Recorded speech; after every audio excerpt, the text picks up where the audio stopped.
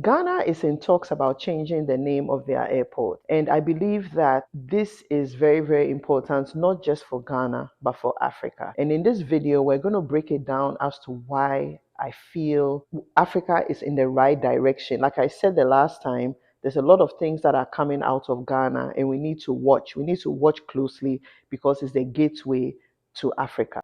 A lot of crimes and a lot of things were committed. Enslaved people were taken out of Ghana. Kings and queens actually were taken out of Ghana and enslaved, and they are all returning back through Ghana. So Ghana is very, very important to watch. Why would you say that they changed the name of the airport? So it's no secret that 1966 coup that overthrew Dr. Osajifo Kwame Nkrumah was led by General Kotoka. And this guy who led this coup, he didn't only stop the liberation and the progress that was happening in Ghana at that time, because Kwame Nkrumah was a polarized figure and the West and everybody was afraid of him. He didn't only stop that, but he also stopped the unity of Africa. Like, Africans will not be in the situation that we are today. For us to be able to move forward, we have to understand as Africans how we got here in the first place, what has been holding Africa back, the people that have been holding Africa back, the imperialists, their goons that they've been using to hold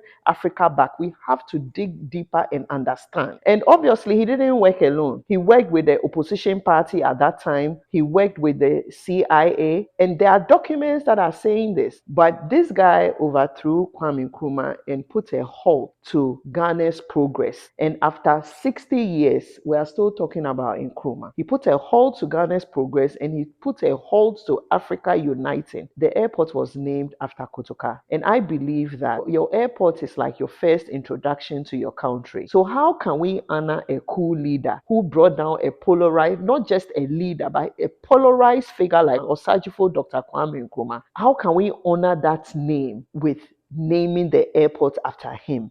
But this was always planned. The people that were behind bringing down Nkrumah, they did everything in their power after Nkrumah was overthrown to erase what Nkrumah had done and to erase his name. And because they were so happy that Nkrumah had been overthrown and this was the guy that did it, they named the airport after him. Well, so listen to this video. So with this coup, the manner of death of Kotoka, the regime realized that they also ought to honor him. And the question is, why were they honoring him to death? And Nkrumah was an autocrat whom they have removed. And anyone who led in that overthrow should be rewarded. And as a result, that honor went to Kotoka. As you can see, this Kotoka guy, he didn't work alone. There was a whole string of people that were behind it because they were jealous. They were jealous because Nkrumah came from nowhere. All of a sudden, you have become this hero and we have been here for a long time. But anyway, I like the strategy that Democracy Hub is taking. And this is the headlines that was made today. And it says CPP Democracy have filed suit at Supreme Court to demand removal of Kotoka's name. Because as the guy was explaining earlier, let me have him explain this. So in 1993, the Supreme Court held that public resources and a public institution cannot be used in the glorification, celebration of any act that overthrows a constitutional government. On the first question, one of the things that we are very particular in this suit is not to open the Pandora's box into judgment on Nkrumah's record, or even think that it is prudent for us to engage in the conversation as to which constitutional democracy is deserving of a coup d'etat. It's a standard by which even the Fourth Republic does not want to be judged, we think. The bigger question for us is narrow, as to whether or not, based on the court's own reasoning as to what the 1992 Constitution supports, the naming of the airport is done to glorify Kotoka's role in the overthrow of the 1960 Constitution.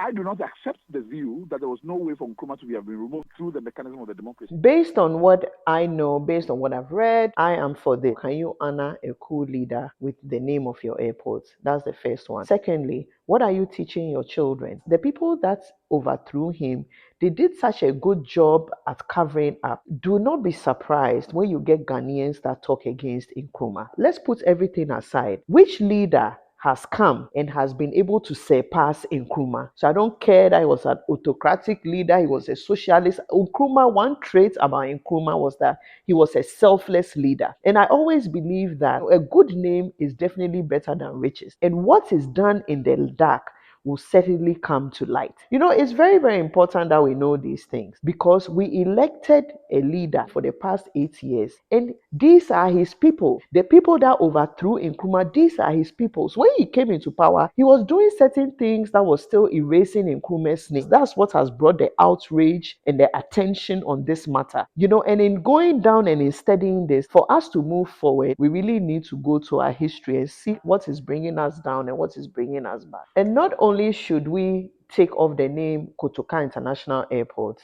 but we should name it Kwame Nkrumah International Airport. When you look at airport entry places to different parts of the world, for instance, South Africa is named after O.R. Tambo, who was an anti-apartheid leader. And then you have the airport in Senegal named Blaise Dagna, who also fought for African rights. So we should name Ghana Airport Nkrumah, Dr. Kwame Nkrumah Airport. I believe this will be the beginning of our liberation. This is a step in the right direction. It's going to teach our children to embrace Nkrumah, because Nkrumah left a blueprint, and Europe have used that blueprint to develop their nations. If we dishonor him, we don't teach his books in school, he's not honored, and then this past party came to try and erase more and more of his name. But it will never happen. It will never happen.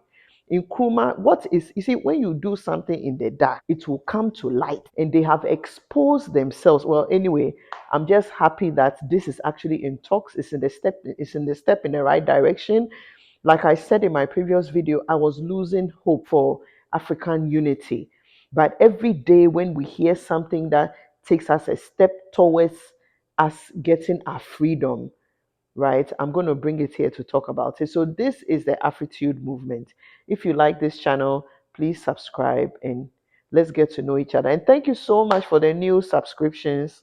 I'm very honored, with all the comments that I got on the last video. Thank you very much for the subscription. Peace out.